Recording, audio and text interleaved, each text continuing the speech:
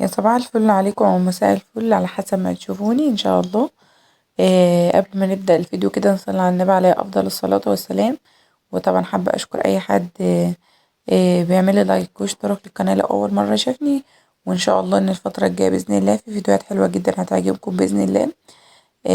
ويلا قبل كده ما نبدأ الفيديو نصلي على النبي عليه افضل الصلاة والسلام، ونشوف النهاردة هنعمل ايه. وصفتنا ايه من مطبخ امي.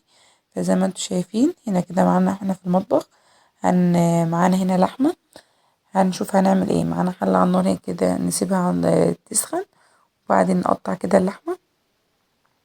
نقطع اللحمة كده ايه قطع متساوية، يعني يعتبر ايه قريبة كده من نفس هي كمية كيلو، بس احنا هنقطع ايه نفس الحجم عشان مفيش حتة تستوي قبل اللي بعدها،